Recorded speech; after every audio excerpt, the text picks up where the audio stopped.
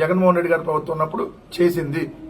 So దయచేసి ఇంకా దుష్ప్రచారం చేసి ఇంకా ప్రజల మెదడులో విషయాన్ని ఎక్కించి మీరు బాగుపడాలని చూస్తే అది రేపొద్దున ఖచ్చితంగా అది మీకే నష్టం అని మాత్రం చెప్తా ఉన్నా.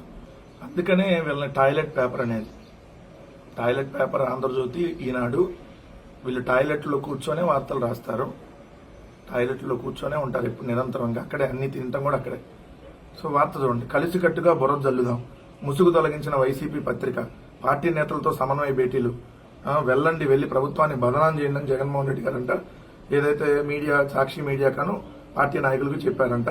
ప్రభుత్వాన్ని బదనాం చేయడమే లక్ష్యం అంట. సాక్షి పత్రికలో ఏది పడితే అది రాసేయాలంట. చిన్న సమస్యలు పెద్దగా చూపించాలి, ప్రభుత్వ వైఫల్యంగా చిత్రీకరించాలి, పరస్పరం సమాచారం పంచుకోవాలి, రోతపత్రికలో వార్తలు రాగానే వైసీపీ పరంగా రాజకీయ ఆందోళన చేయాలి, జగన్ ఆదేశాల మేరకు ఉమ్మడి భేటీలు, తిరుపతిలో జరిగిన తొలి సమావేశం, బొమ్మన చెవిరెడ్డి, రోజా సహా పలువురు నేతలు హాజరు. అసలు ఎంత బూతు వార్త అంటే ఇది. వీళ్ళు నడిపేదే రోత మీడియా, రంకు మీడియా, వ్యభిచార మీడియా నడుపుతున్నారు. ఆ ఈనాడు, ఆంధ్రజ్యోతి అనేది వ్యభిచార మీడియాలు నడుపుతున్నారు వాళ్ళు. రాజకీయ వ్యభిచార మీడియాలు అవి. ఈ రాజకీయ వ్యభిచార మీడియాలు నడిపేవాళ్ళు ఇంకోళ్ళ మీద బురద జల్లుతా వార్త. కలిసికట్టుగా బురద జల్లుదాం, ఇది కరెక్ట్ గా మీకు కదా వర్తించేది.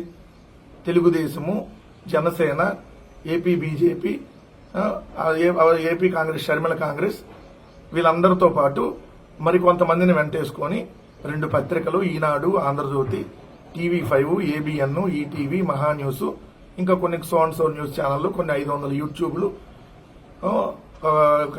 వందలాది ఫేస్బుక్ పేజీలు, వందలాది ట్విట్టర్ అకౌంట్లు, వందలాదిగా ఇన్స్టాగ్రామ్ అకౌంట్లు, వందలాదిగా ఏదైతే కొంతమంది పెయిడ్ ఆర్టిస్టులని ఇట్లా పెట్టుకొని కలిసికట్టుగా బురద జల్లుతుంది ఎవరు?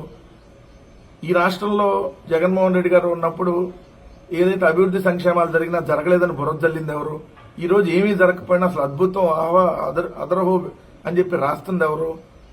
ఆర్గనైజ్డ్ క్రిమినల్స్ అయినటువంటి మీరే కదా, ఆర్గనైజ్డ్ క్రిమినల్స్ మీరే కదా రాస్తుంది. కలిసికట్టుగా బురద జల్లుదామంట అని చూడండి. అసలు నేపథ్యం అంట, కూటమి ప్రభుత్వం ప్రజల్లో వ్యతిరేకత మూటగట్టేందుకు వైసీపీ తీవ్రంగా ప్రయత్నిస్తుంది. అధికారంలోకి వచ్చి కొన్ని రోజుల నుంచే విమర్శలకు తెరలేపింది. ఆయన మీడియా కూడా తనదైన శైలిలో ప్రభుత్వం బురద జల్లుతుంది. ఇవేమీ ప్రజలను ప్రభావితం చేయలేదు. అందుకనే నేను బూతు కిట్ అనేది అందుకనే జగన్ అనేక పిలుపులు ఇచ్చినా ఫలితం కనిపించలేదు. కడుపుకి అన్నం తినేవాడికి కనపడింది, అశుద్ధం తినే నీకేం కనపడింది? చివరికి జూన్ 4వ తేదీ నిర్వహించిన వెన్నుపోటు జిల్లాలోనూ ప్రజలెవరూ స్వచ్ఛందంగా పాల్గొనలేదు. పార్టీ నేతల నుంచి స్పందన అంతంత మాత్రం కనిపించింది.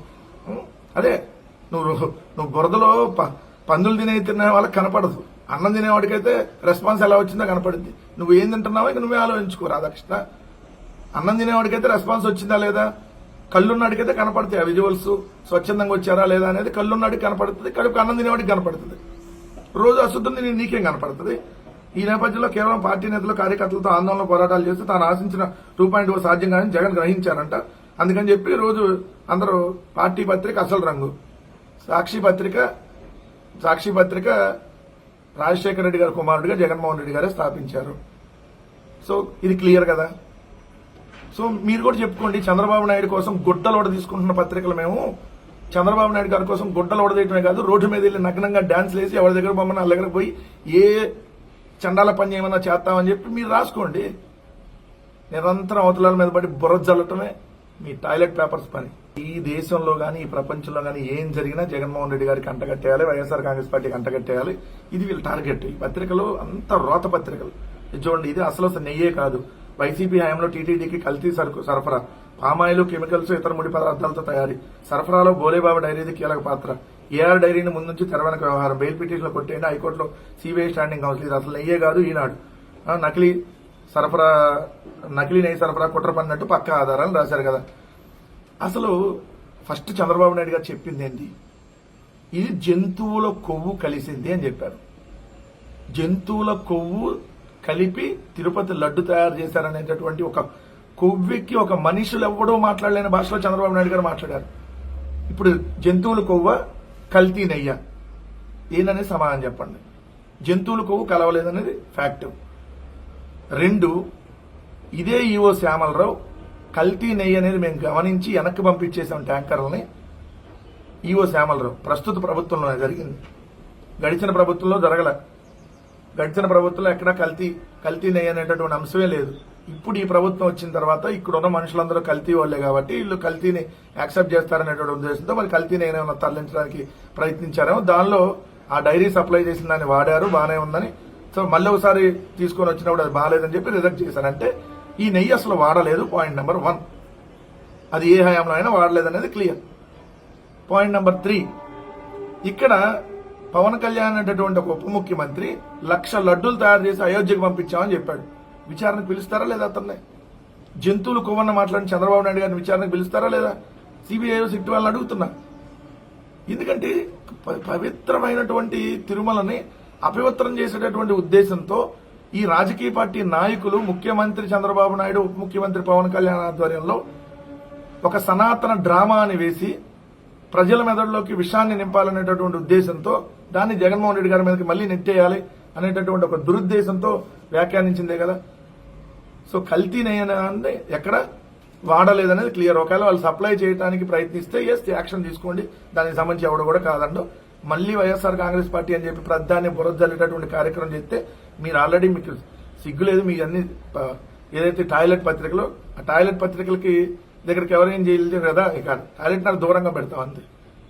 సో ఇదే రేపొద్దున మీ పత్రికలు కూడా మనం దూరంగా ఉంచడమే చాలా బెటర్ అనేది ప్రజలు కూడా గమని. ఇది కొరియర్లో MDMA డ్రగ్స్, 3 యువకుల అరెస్టు, ఢిల్లీ నుంచి వచ్చినట్టు గుర్తింపు. దేశ రాజధాని ఢిల్లీ నుంచి కొరియర్ ద్వారా విజయవాడకు సరఫరా అవుతున్న డ్రగ్స్ వ్యవహారాన్ని టాస్క్ ఫోర్స్ పోలీసులు బట్టబయలు చేశారు. 3 యువకులను అరెస్ట్ చేసి 33 గ్రాముల MDMA డ్రగ్ ను స్వాధీనం చేసుకున్నారు. సో కృష్ణా జిల్లా పెనమలూరు మండలం సనత్నగర్ చెందిన తిరుమల శెట్టి జీవన్ కుమార్ అలియాస్ కిన్ను బీటెక్ చదువుకొని ఖాళీగా ఉన్నాడు. సో ఫన్ టైమ్స్ క్లబ్ వీధికి చెందిన బొంతు నితీష్ కుమార్ అలియాస్ బబ్బు డిగ్రీ పూర్తి చేసి వీసా కన్సల్టెన్సీలో ఉద్యోగం చేస్తున్నాడు. అట్లానే ఇంకో అతను పెనమలూరుకు సంబంధించి. సో వీళ్ళ దగ్గర పట్టుకున్నారు. ఇది చూడండి, నోయిడా టు బెదవాడ గిఫ్ట్ ప్యాక్ లో MDMA డ్రగ్ సరఫరా, హైదరాబాద్ చిరునామాల కొరియరు, అక్కడి నుంచి విజయవాడకు ఏడాది నుంచి సాగుతున్న వ్యవహారం, పోలీసుల అదుపులో 2 నిందితులు. ఏడాది నుంచి సాగుతుందంటే అధికారంలోకి వచ్చేది మీరు వచ్చినప్పటి నుంచే జరుగుతుందని ఇప్పుడు రాయాలి కదా. మరి డ్రగ్స్ కు అడ్డా ఆంధ్రప్రదేశ్, ఇది డ్రగ్ ఆంధ్రప్రదేశ్. చంద్రబాబు నాయుడు గారి ఆధ్వర్యంలో డ్రగ్స్ అనేది విచ్చలవిడిగా చంద్రబాబు నాయుడు గారు ముఖ్యమంత్రి హోదాలో ఉండగా జరుగుతున్నాయి. పవన్ కళ్యాణ్ అతను ఉప ముఖ్యమంత్రిగా ఉంటున్నప్పుడు ఇదిగోండి నోయిడా టు బెదవాడ వచ్చినాయి, MDMA డ్రగ్స్ వచ్చినాయి, డ్రగ్స్ కి అడ్డాగా తయారు చేస్తా ఉన్నారు ఉప ముఖ్యమంత్రి ఏదైతే ముఖ్యమంత్రి ఈ రాష్ట్రాన్ని పట్టించుకోవట్లేదు. విచ్చలవిడిగా రోజు డ్రగ్స్ ఏర్లైపోతున్నాయి. గంజాయి శృతిమించిపోయి డ్రగ్స్ కోకైన్ స్థాయికి వెళ్లిపోయింది ఆంధ్రప్రదేశ్ రాష్ట్రం. ఈ విధంగా తయారు చేసింది చంద్రబాబు నాయుడు గారు, పవన్ కళ్యాణ్ గారు అని రాయాలి కదా బూత్కిట్టు వార్తలో. ఇది ఎక్కడ రాస్తే మెయిన్ పేజీలు వేసేసి ఇది డ్రగ్ ఆంధ్రప్రదేశ్ అని రాసేవాడు కదా. ఇప్పుడు మరి కోకైన్ ఆంధ్రప్రదేశ్ అని రాస్తావా, MDMA డ్రగ్ ఆంధ్రప్రదేశ్ అని రాస్తావా, లేదంటే CBN కూటమి డ్రగ్ ఆంధ్రప్రదేశ్ అని రాస్తావా? ఇట్లా రాయి, కడుపుకి అన్నం తింటే వార్తలు రాయి.